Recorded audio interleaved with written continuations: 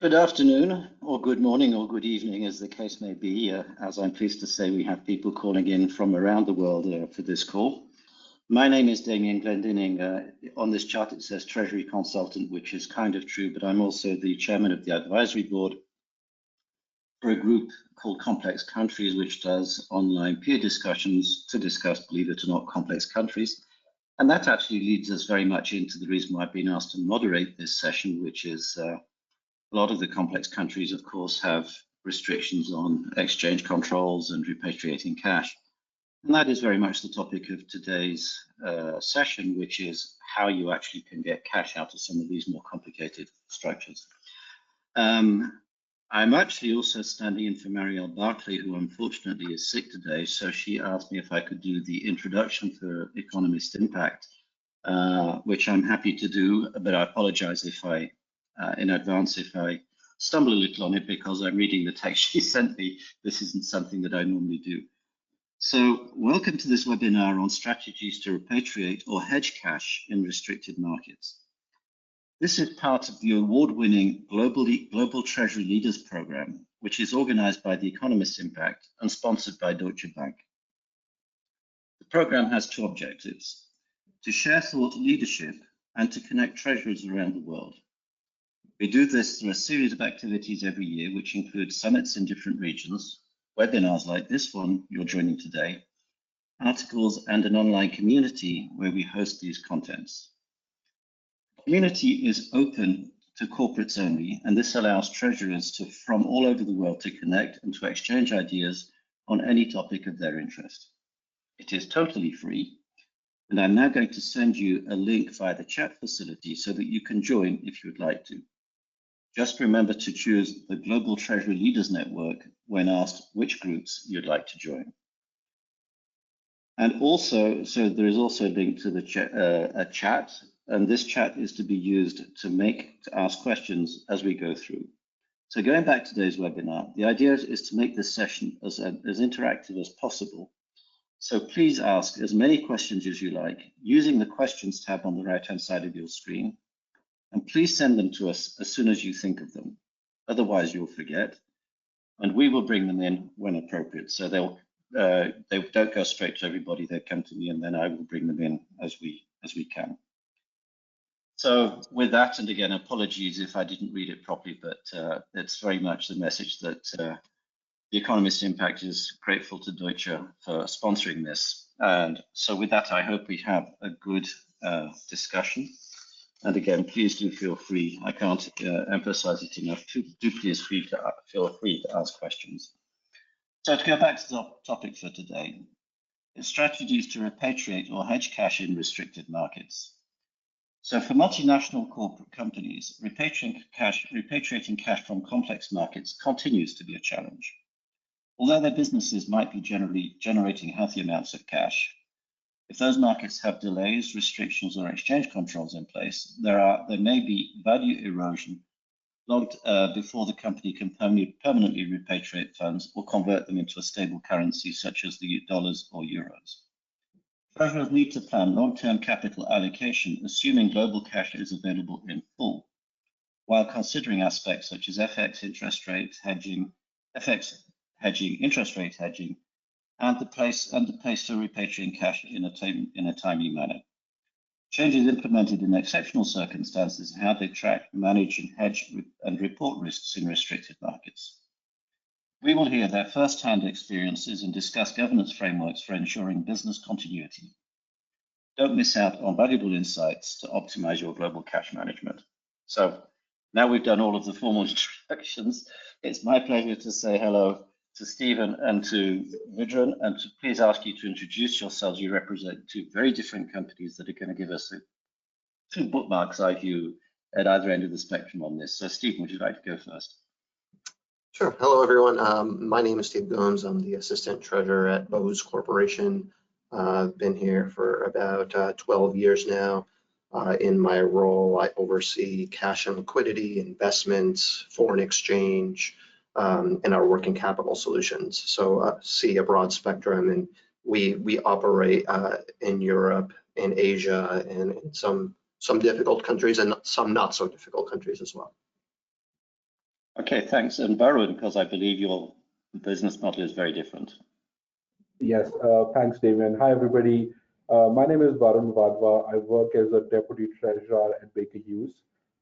We are an energy technology company, and we operate, like Stephen said, in very diverse set of markets. We operate in about 120 countries. In terms of my background, I've spent 12 years in a number of different roles in treasury. And then prior to that, I've spent a couple of years in the banking world. So happy to be here and share some of my experiences on this topic. Okay, thank you. And before we get into it more, the reason the two companies are at the opposite ends is that, Varun, if I understand correctly, you have to operate onshore, whereas Stephen, you can be much more selective about which countries you have operations in. And I think we'll see this makes a big difference. But before we get into the meat of the subject, and by the way, obviously, Monica is here to give us the bank's perspective, and I'd like to just please feel free to correct me, Monica, but I forgot to ask you to introduce yourself, so please go ahead. My apologies. Sorry, we've known each other for a long time, so I forget that. Yes, no problem. Thank you for having me. It's good to be here. So my name is Monica. I'm from Deutsche Bank. I'm based in New York, but spent 12 years in Asia across Singapore, where Damien and I first met, Shanghai, Hong Kong, covering FX and rates markets across Asia, and in the last 2 years now based in New York, looking at LATAM. So great to be here. I think this is a subject that I deal with on a day-to-day basis and very passionate about. Thank you. And also we agreed that Monica used to think Asia was difficult, but now she works in Latin America, which is exactly tends to be a lot more challenging. By the way, again, as I was going to say earlier on, I'm going to do a health warning on your behalf, but please feel free to contradict me or correct me. But Monica will very much give us the bank's view, and as corporate treasurers, we all look to the banks to help. But I think she'll also be at pains to point out that there's limits to what banks can do, because banks also have to manage their relationships in these countries with the authorities. So it's very much as an intermediary, which means that they can't always do what everybody would like. Is that a fair summary? Yes, 100%. I think this, yeah, this is we have close relationship with regulators on the ground, and we see ourselves as in the business for the long term. So our views will very much be based on those principles. Yes. Which generally aligns with corporate's principles, right, Stephen? Right. But sometimes it can get a little disappointing and frustrating. Before we get into the meat, we have a couple of polls lined up. The first one, which I think it would be good if we had the answers to now, is which are the regions where you face the most challenges? And so there you have the list of the regions. I mean, it's all the usual suspects, but I think it would help us a lot if you could select one of these, and then we can see if that fits in with our own perception. So please go ahead.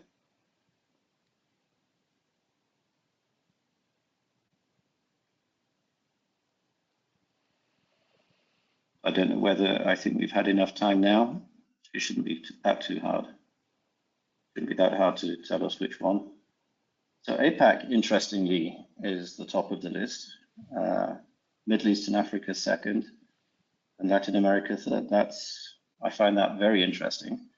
So Steve and Varun, let's go through that as we address the topics. So with that, the first question for both of you is, not all emerging markets are the same. They vary over time, and sometimes it's possible to extract cash with cost and constraints, and sometimes it's just not possible. So do you vary your approach from one market to another, and if so, how? So Varun, maybe you'd like to kick off on that one. Sure. Thanks, Damon. So I think you're absolutely right. I think I would say even within a region, right, each country regulatory landscape could be very different, right? And what works in one country may not work in another country. So kind of the approach that we try to take about it is to really look at a few key factors that help us categorize, I would say, the markets broadly into sort of a low, medium, high complexity, And I think some of the factors that we look at, right, is one, right, is there an ability for us to do a cross-border pooling even after sort of regulatory approvals, like for example in China, how easy it is to convert a currency, right, from a local currency to foreign currencies. Even are there even dollars available, right? Like I think we were looking at Egypt quite closely over the last few sort of months, and there was no liquidity available. Till sort of very recently. The third factor kind of we look at, right, is complexity of documentation, right? I mean, what kind of documentation is needed? What are the different routes that are available to get the money out, right? In our case, it tends to be a lot of intercompany, but then there are also capital transaction like dividend distributions and so on. So, and the cost associated with that, because in some of those markets, the cost of extracting the cash, especially withholding tax, can be quite significant. And then the last aspect kind of we look at is ability to hedge and the cost to hedge, if there is an ability to hedge that currency. So effectively looking at those 4 or 5 different factors, we try to sort of categorize different countries and then really look at communicating that with the commercial teams, with the finance teams within the business segments, to make sure that there's first of all clarity as sort of the commercial teams look at structuring deals in those markets, right? We and our regional treasury teams participate very closely with the commercial teams, and really that sort of guideline also helps us in sort of really prioritizing, right, which markets we want to go first and focus our energies on. As always, resources are limited, right? So this prioritization helps us in making sure that we're going where there's maximum bang for the buck, or where there is, in our view, a significant risk that we can mitigate. That's really how we go about it. So reading between the lines, if a country is extremely difficult, then you might still work there, but it will not be top of your list of priorities. I would say that if a country is really restricted, right, then I would say one, we would want to be working with the commercial teams around structuring contracts, right, where there's possibility not to collect in local currency, right, and collect in US dollars. Like the industry we operate in, there are certain rules that allow us to collect in hard currencies. So that's sort of one we look at. The other thing we do is we become more proactive actually on those markets, because that's where there are higher risks. So we really look at planning dividends in advance, really prioritizing with our stat team to say, these are the countries I need you to work on the stat audits faster, because the sooner I have that, the faster I can work on figuring out a way to get the cash out, as an example. So it's actually the other way around, which is really focus on the one which are harder, because the one where there is ability to move cash out through a cash pooling, even with regulatory approvals, you would have put those solutions in place.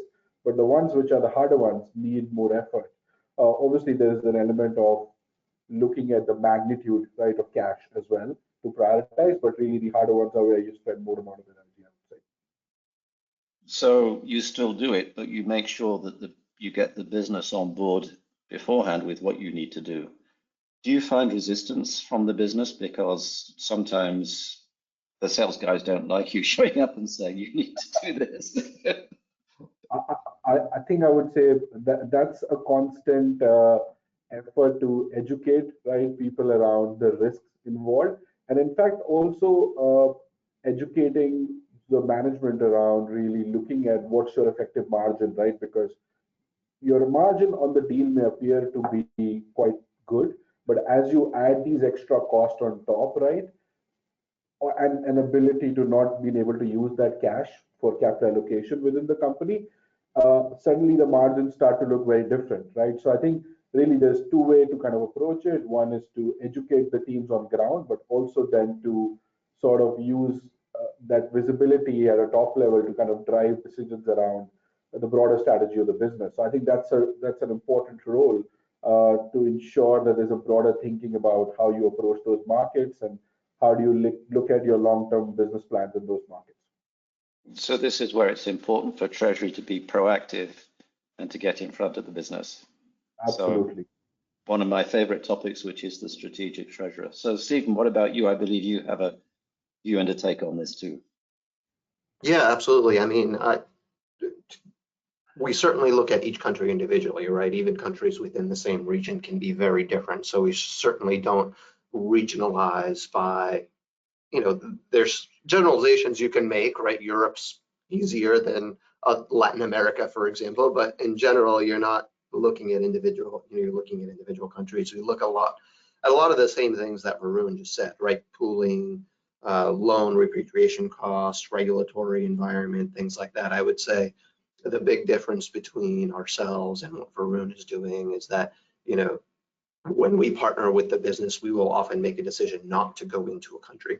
So we will look at, can you structure the pricing and the margin accordingly to meet these guidelines, and then make a decision as to whether it makes sense to be in that country or not. Because we certainly don't want to be in a country where we have revenue but no profit off that revenue, or negative, or losing money on that revenue. So we have to be careful with that.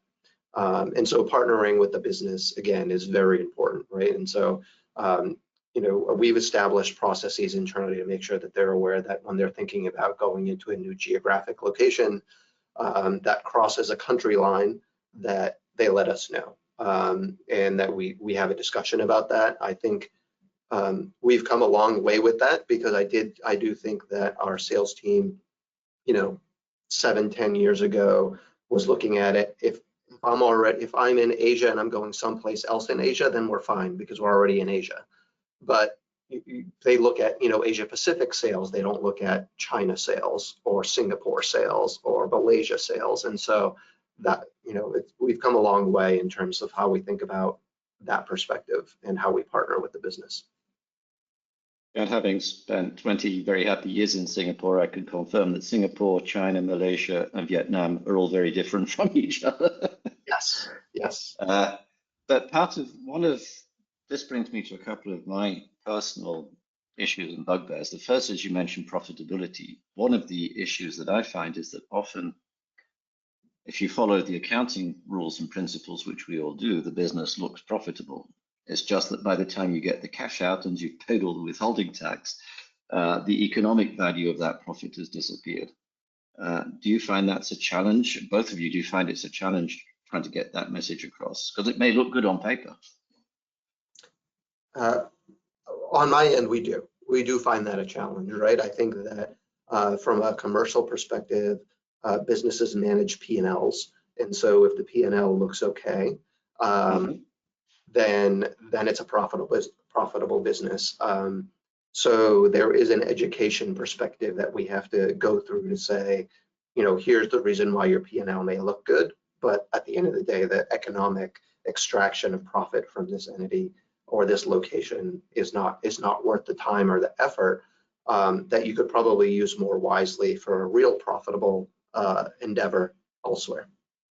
And how difficult do you find that? Because I know a lot of sales guys who are very good, with whom you can have this discussion, but I know plenty whose eyes just glaze over when you go start that. So how do you manage that challenge? Yeah, so we've tried to put in some cash flow metrics into how we think about different countries, not just P&L metrics. And so I think that, if you're on the ground selling, your main goal is to sell as much as you can. But from a leadership perspective, one level or two levels above that, the executives do have cash flow metrics they have to meet as well.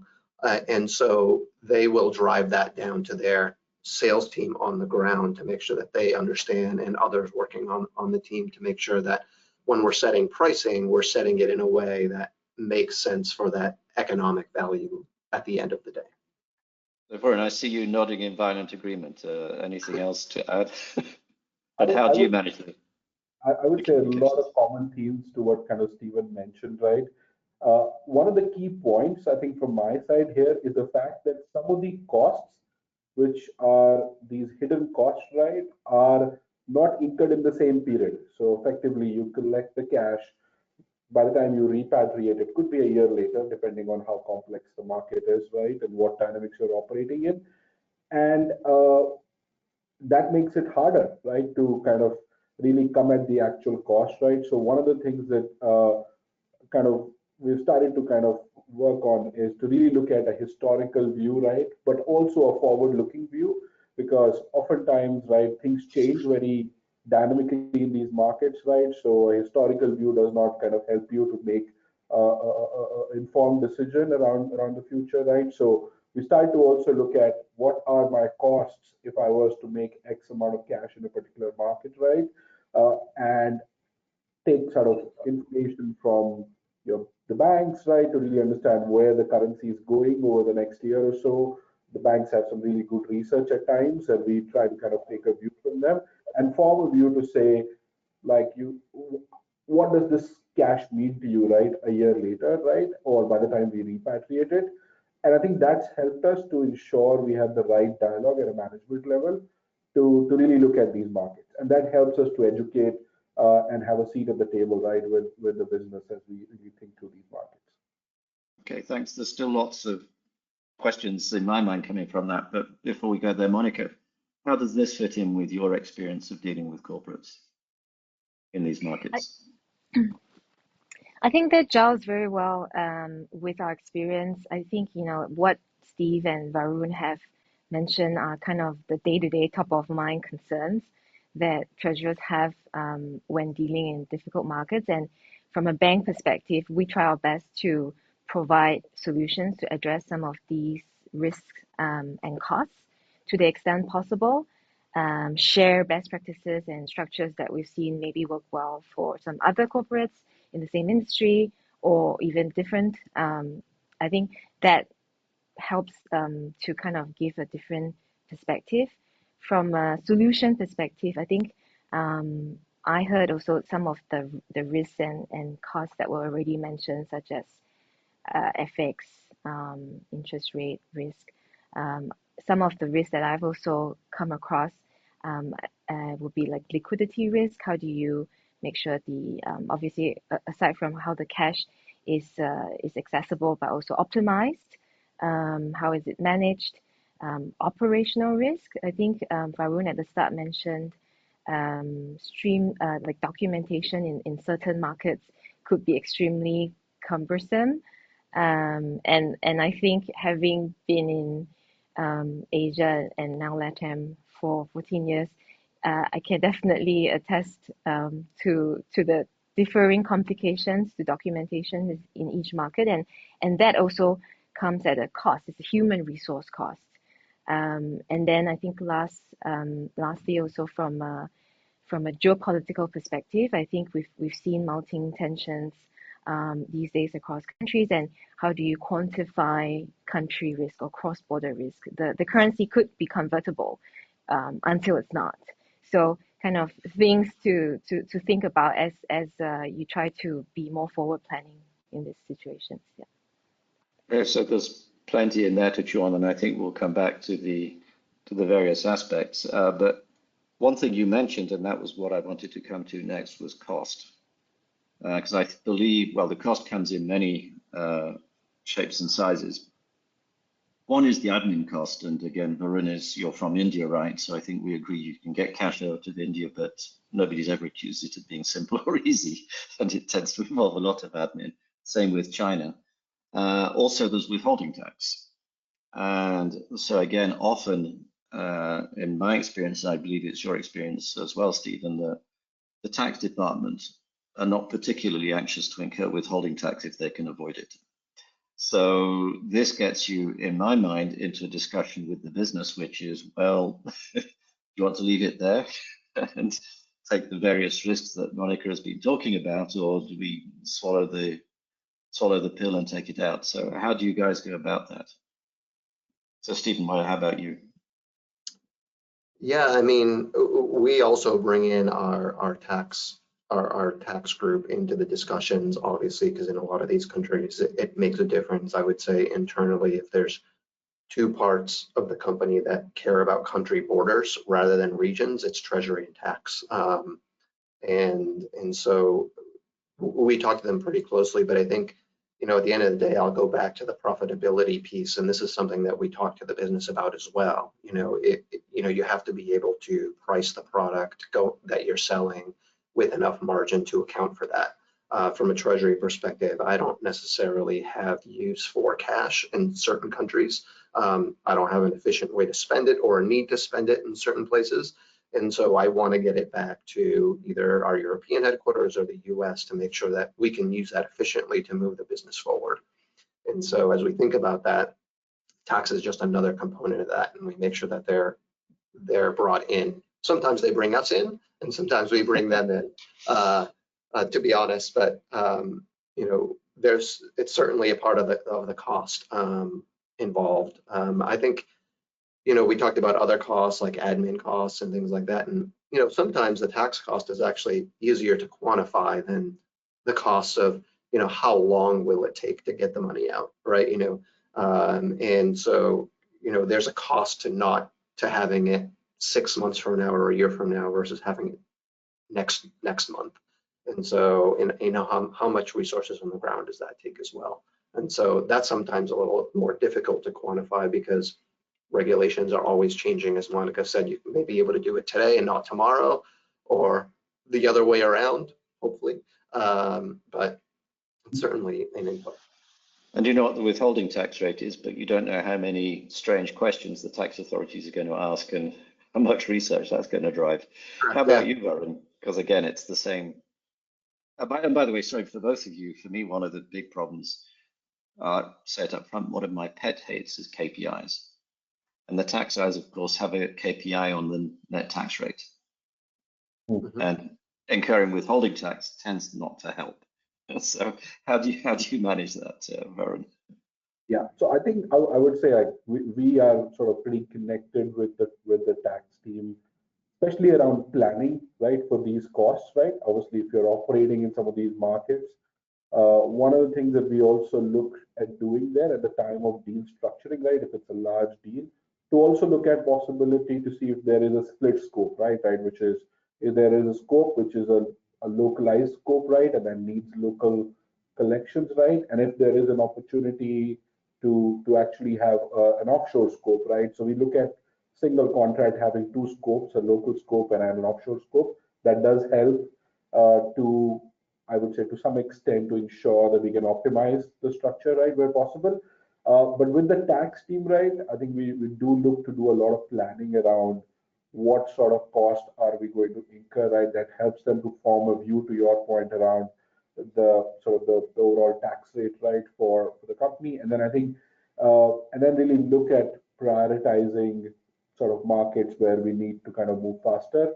The other important aspect, I would say, like in terms of broader cost aspect, right? For me, the biggest aspect of the costs in these markets is really about currency devaluation, right? And that it tends to create more uncertainty than the tax cost, right? Because tax costs you can work to kind of form an estimation for.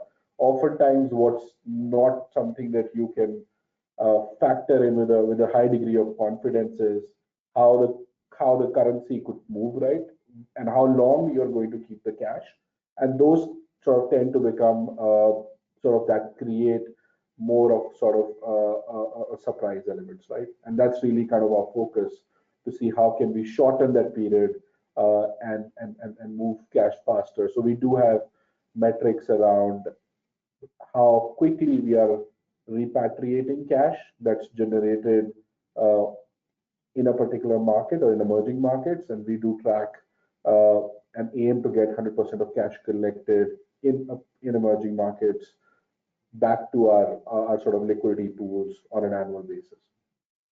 Thank you. You've introduced the next topic, which I very much want to get into, and that's FX and devaluations, which of course is a major issue. But before we do that, I think this is a good time to bring in our second survey, which is what are your main points in cash repatriation? And we've been through some speed of repatriation, amounts, regulatory approvals, tax costs, and currency conversion. So I think this has led into this perfectly, and it will help us as we go forward. So leave everybody a few minutes to vote.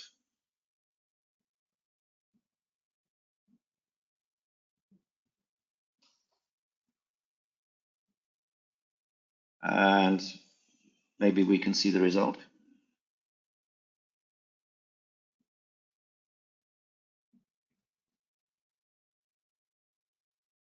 So Interestingly, but not surprisingly, regulatory approvals is the biggest issue, followed by currency conversion. So I think we're very much in there together with tax costs, and of course, speed is part of that. So I think I hope the audience don't mind, but I'll take this as meaning that we're actually addressing the things that they're very concerned about. So thanks, and with that, if we can come back.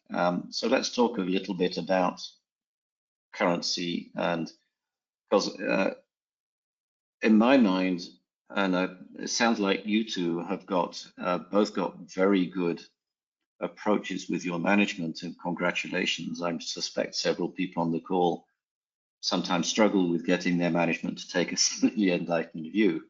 But for me, one of the challenges is even when you go and see the CFO and say, yes, we need to take the tax hit now, or we need to pay all of the costs related to doing all of the admin and so on, and we need to do it now to get the cash out. I'm sure I'm not the only person who's ever heard the answer, yes, we'll do that next quarter. And then next quarter, you get the same answer, it will be the next quarter. And of course, the problem is that this can lead to deferral, and that increases the risk. And we've just seen in two major emerging markets, which are Nigeria and Argentina, we've seen significant devaluations where people didn't want to take a haircut or pay the cost beforehand on a maybe 30, 40% cost and ended up taking an 80, 90% cost. So and the problem here is, of course, you just can't predict it. So how do you handle that uncertainty? So Stephen, I think. Sure. Yeah, so we actually have a pretty robust FX policy that requires us to hedge a certain percentage of the remaining cash, once a quarter, right? And so what that does, irrespective of the cost. Sorry, I knew you were going to get there, but well, we make a decision ahead of time, right? So we try to think about this before we go into that country, how we're going to do it. And usually it's quarterly. Sometimes, depending on the cost, it may not be, but I would say most of the time it is. And the reason we do that is because it always doesn't feel like the right decision at the time that you're actually executing a hedge or making the transaction. But I think it eliminates that thought process that you just mentioned of, let's just do it this quarter, let's not take the haircut today. We try to be pretty programmatic, and sometimes it doesn't feel good and it turns out to be the right decision, and sometimes it doesn't feel good, it turns out to be not the right time. But I think overall it reduces risk at the end of the day, and so we're just trying to squeeze the possible outcomes, and having a determination made ahead of time helps us ensure that doesn't happen. Again, with your business model, I assume that you end up not having large amounts of cash in places like Argentina, where hedging can cost 60, 70%, and a lot of people just say, not worth it. Correct. Yes, we do not have cash in Argentina. I think that would be one of those countries where we discussed with the management team and decided it was not a country that made sense for us, that we would use kind of a third-party distributor or other method rather than being onshore ourselves. And so that's correct. We're not operating in some of a country like that. I mean, we mostly operate we operate in China, we operate in India, we operate in some difficult Eastern European countries, but for the most part, we're not in the Argentinas of the world, let's say. Yeah, but without going to the extremes of Argentina, for example, Brazil, a lot of people choose not to hedge because it can be very expensive. It can be in the 15-20% rate range. We are also not in Brazil, so okay. we actually we looked at Brazil probably 3 times over the last 10 years, and because it keeps being brought up as a high potential country, and so, but again, because of the costs involved, and part of that is the hedging, we've made decisions probably 3 times over the last 10 years not to operate there onshore. Varun, you don't have the luxury of being able to choose where you participate and where you don't. So how do you handle these issues? Yeah, no, I think I envy Stephen's position on that. But I think I would say, given sort of the industry we operated, right, there are localization requirements, right, for you to kind of operate sort of activities locally, right? So it does mean that some of these markets that you mentioned, we do have sort of exposure there, collections there. I think what we also have a fairly robust FX policy, but when it comes to markets where the cost of hedging is very high, right, we do evaluate it and then sort of assess if it's where do we feel that there is an upfront cost that we can take, which is basically a cost that you take to hedge, right, and where there are pathways that we have visibility to repatriate cash, right? So there is a fairly active process around those currencies, and we do track that quite actively on a frequent basis. Now, in terms of sort of looking at solutions, right, around sort of repatriating cash, right, it really comes back to the same sort of infrastructure, or I should say, same sort of lens that we have around categorizing the market, right, looking at those factors. We also kind of take a lot of input from our banks to really get a good understanding of the view on the currency, right, in the market, right.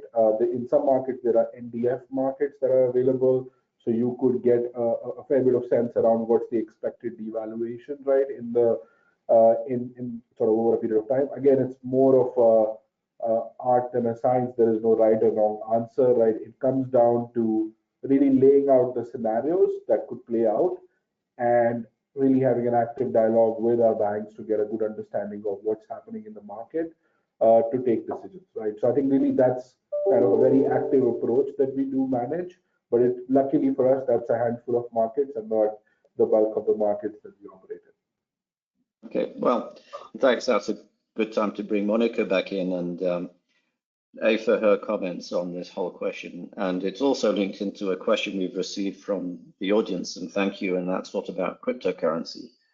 Have you guys looked at cryptocurrency as a way of managing these issues? And I suspect it's something on which Deutsche has a view. So Monica, how do you react to these different questions? Yeah, I think I just want to delve a bit more about the Brazil topic. You mentioned the high cost of hedging. So that's, I think, exactly one of the areas that the bank looks into quite extensively. So, you know, what is we can help with all the historical analysis on hedging costs. In fact, the cost of hedging in Brazil right now is at the low of the historic ranges.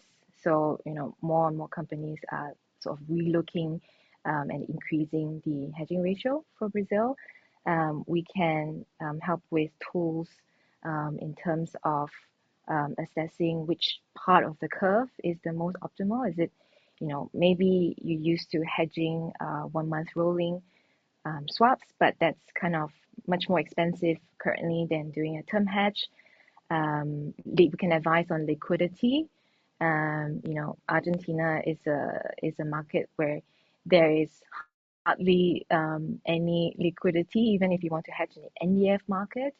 Whereas in countries like China, you have the option of accessing both the onshore as well as offshore curve. I think in Brazil also, just back to the tax point, I think, which was very relevant.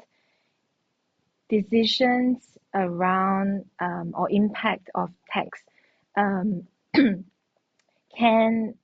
impact your decision whether to do say a capital injection or intercompany loan when you're looking at funding your local subsidiary, because IOF tax, I think Brazil is one of the most complicated tax regimes in the world.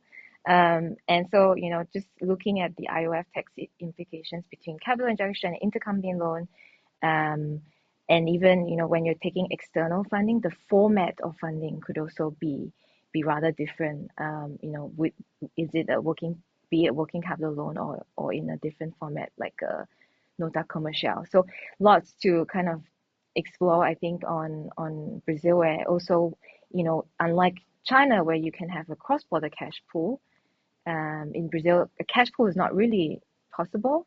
but you can do sort of a synthetic cash pool whereby you set up sort of a cross-border workflow based on an underlying, which is a master intercompany loan agreement, set a target on your cash balance onshore, and automate some of the FX and cash sweeps on the back of that. So that's also something I think interesting and new in markets like Brazil.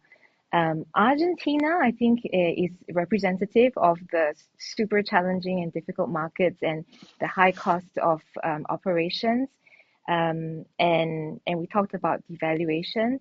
I think I agree completely with Varun's assessment. If you have a choice to bring the cash out, it's definitely better to do that. We've seen in December last year, Argentina devalued the currency from 400 to 800 in a single day to bring the official rate more in line with the parallel rate. And I think most companies understandably put off dealing with this until an official devaluation forces your hand. But I think hindsight usually suggests it's better to take the loss up front and maximize cash repatriation. Okay, and maybe just to add two more points, kind of what Monica was mentioning. I think another cost that comes to my mind is the opportunity cost, right? Now, if you're having cash in a market that's not available for you for capital allocation, right, and you have to borrow, or you can actually invest a hard currency with today's interest rate regime, right? That's also an element to be looked at. Now, there could be interest rate differential that needs to be factored into your overall analysis, right? And the second point I wanted to share, kind of, which comes to my mind on the NDF point, right? Like a lot of these markets have offshore NDFs, right? So effectively, if you end up taking an NDF, the other element is you end up paying the cost for it in dollars, right? And then effectively the cash that you have or the exposure that you have just remains as is because you're doing an offshore NDF. And that also kind of is a factor to look into, because ultimately, while it protects you, your exposure doesn't change. Your exposure just remains the same because you are paying for the NDF cost offshore. Absolutely. Of course, not every currency has it, but many do. And of course, the authorities sometimes don't like it very much, but that's a separate issue. Could I get back to the question which Monica didn't answer, and there may be a reason for that, and that's crypto. Have you looked at cryptocurrency as a way of solving this? So, oh, sorry, go on, Monica. Oh, sorry. I think Varun probably would have a better view on that. From a bank perspective, we look at how all the different ways that companies can take cash out of a market. I think we have heard in especially challenging markets, companies may resort to crypto, but for us, we don't have a part to play in that.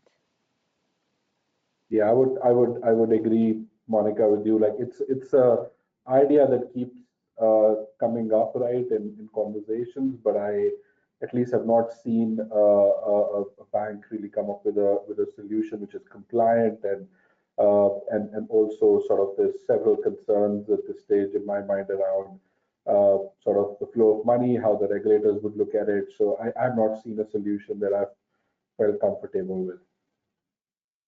Stephen, any?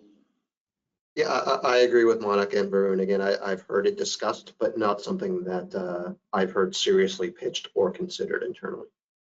And for the benefit of everybody in complex countries, we've had the discussion, and most treasurers are not comfortable keeping crypto or having it. And there's a big question about whether it's legal. And that leads me into another question, which is, and I suspect you're both going to say you just don't have to go there, but in some of the really challenging markets, and Argentina is one, Nigeria is another, people often propose solutions which may or may not be acceptable to the authorities.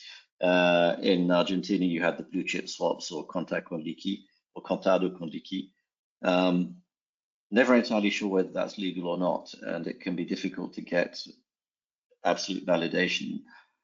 how do you handle that? Do you just say if there's a chance we steer clear, or do you sometimes feel inclined to say, well, we should maybe give it a try? Stephen, I suspect this doesn't apply to you because you keep clear anyway. Yes, we keep clear, so it doesn't apply to us, but I would say that, in general, if there's even a small sliver of a chance that it's not not okay, the reputational risk of doing something is never worth it overall. And Varun, have you come across this situation? Yeah, I think I would say completely agree with Stephen's thought. I think it's key to ensure, right, that sort of you're compliant, and these markets are very uh, tricky in terms of kind of understanding the regulations. Sometimes it's not very black and white, right? But I think the key here is to be compliant, right? And I think if there is any such solution that you hear of, right, the first lens you wear, right, is to really assess it from the perspective of regulations, right? I think I would say our banks play an important role as well here as we sort of discuss solutions, right, with them to really understand if there are sort of potential solutions that kind of could be looked at. But I think I would say the core of the point is it has to be compliant, and it has to be very clear that it is compliant before you even consider any such solutions. Monica, I assume you're not going to disagree? No, I agree. I think one way to also look at it is say Argentina, the blue chip swap, while it's not 100% clear, but there are regulations that the central bank have put in place to regulate it. So it kind of shows that it's a market that's tolerated. There is a penalty that they put in place, a period penalty, time penalty, before and after if you were to access the blue chip swap. But it goes to show their acceptance, and now they're actually regulating it. As contrast to Nigeria, where the central bank has specifically come up with very strong statements expressing their displeasure at the parallel market. So that also could be, very explicit clues that we take when kind of operating in these markets. And for the benefit of anybody who's not familiar, this is a situation where you buy bonds onshore in local currency, and in exchange for that, somebody will give you cash in dollars offshore. That's a brief summary of how this works, right? So, so generally speaking, I agree with you, by the way, in Argentina, it's regulated, but at the beginning, people just didn't know. So, okay. If I can come back, one thing which I think, actually there's two things. First is we've had a question from somebody saying, how do you convince management to pay the dividends? I believe we've gone over that, but maybe it'd just be worth repeating it. But also, I think one of the things that comes out in all of this is structure. That if people join the call hoping that we'd give you a magic solution as to how you get cash out of countries where it's the regulations say you can't get it out, the answer is, sorry, those are the regulations. So I think a lot of the time, the solution to this depends on how you structure your business. And is that something that and again, Steve and I know that you've mentioned it, but maybe you could go through it in a bit more detail. And then Varun, I think what's very interesting is how you do some onshore and some offshore. So Stephen, I think you could just talk about the dividend, convincing management again about the dividends, but then how you structure your business. Yeah, I mean, from a convincing perspective, we try to make that very clear upfront as to and understand what the costs are, so that when there's a holistic decision made by executive management to go into a country, they realize that we would not have use for cash building up in that country, and here is the cost for pulling the funds out of that country. And so it should not come as a surprise to anyone when that's needed. Now, there are times where it takes a little more time to develop profit, so it's a few years between when you've educated someone and that someone is no longer in that position. And so, there's complexities to it. But certainly at a high level, I think it all goes back to education and making sure that there's a process internally for you to be in that discussion right up front, and make everything clear as much as you can, given the complexities and the changing nature of regulations in certain places. And actually, if I may link to this, things change.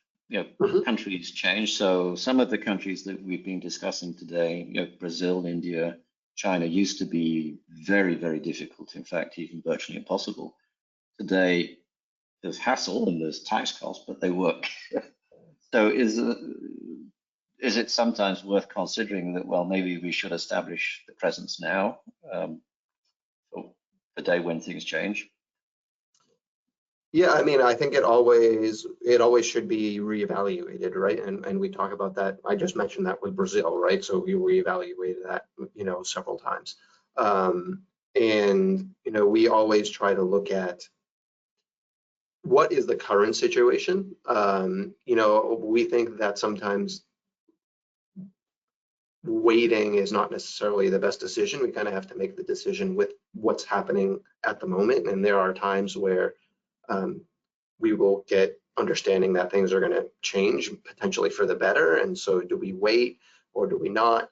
But often those things take longer than anticipated. Government bureaucracy usually means that regulations and anything changing takes a long time. So when you say let's look at it in 6 months, it could be 2, 3, 5 years before anything changes. And so we try to make the decision based on what's occurring right now. And then if there's a major change, we should reevaluate it once again, depending on what that change is. But wait till you see the signs. Correct. Okay, and Varun, how about yourself? Yeah, so I think I would say quite a lot of similarities around sort of Stephen mentioned around the business partnership, the partnership with the commercial teams to really understand and be a part of what's the go-to-market strategy, right, in terms of structuring your commercial contracts. Again, by the virtue of the business that we are in, right, we do operate in a large number of sort of emerging markets because there are localization requirements in some of them. There are projects that we are executing which requires on-ground presence, registration, service engineers, and so on. So we are obviously present in sort of a larger number of emerging market jurisdictions. And I think the way sort of we look at it is be close to the commercial team around structuring the contracts, right? I mentioned earlier things like splitting the contract, right, into onshore versus offshore, right?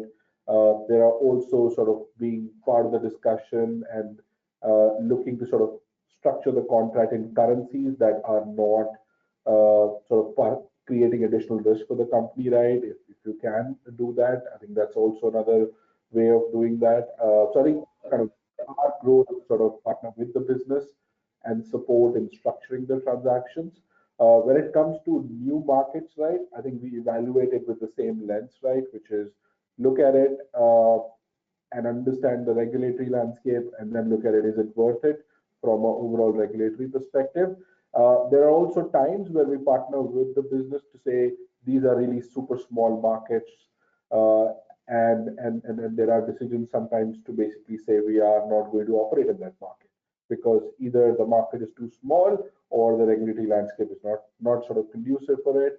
So it's not just about entering markets; it's also about being a part and feeding into the management decision around making decisions to say we don't operate in a particular market, as an example. And when it comes to the changing regulation, which is frankly very frequent, right, in emerging markets, I think we stay close to our teams on ground, but also with our banks because we do get information around changing regulations and then sort of really understand the impact of it and then reassess if we need to kind of change our strategy around some of those markets or how we sort of manage the risk in that particular market. So it's a very active dialogue, Damon, is kind of what I would say, because it's an ever-changing world we operate in. And I think that's very important. If I can just take the risk of stating the obvious, if you're doing services, they have to be onshore. If you're selling hardware, then it's possible to do that offshore and expect or require to be paid in a hard currency somewhere else. And so I think what many businesses like yours do, Varun, is that if you have a hardware component and a services component, you split them. Is that a reasonable summary? Yeah, I would say at a high level, that's kind of what you could try to do, right? Obviously, there are cases where you have to do a lot of local assembly and so on, etc., right? So you do have to get into structures with back to back, right, where you're selling intercompany, and that gets more complicated because then intercompany payments require all the documentation and the fun with it. And Monica, you mentioned all about that earlier. So yeah, but in a nutshell, Damon, that's kind of a broad that you can apply towards offshore. So we're reaching the end of this. If I can just ask one last question, but before I do that, I think it would be fair to summarize that it's all about the three things which I think we all agree are very important. It's communicate, communicate, and communicate. That this is really, you shouldn't be sitting, if you're sitting in your corner, then you're going to have these problems, whereas you need to get out and talk to the business. Now, if I go back to the survey we had at the beginning, our participants, the people on the call said the area which is of most concern to them is Middle East and Africa. I'm going to make a guess and assume it's the Africa portion, which is the biggest challenge in there. Stephen, am I right in thinking you don't have operations there and you sell offshore? That's correct. Yeah, not much insight for me on that one. Okay. Varun, how about yourself? I would say it's hard to pick a region. I can only pick countries, right?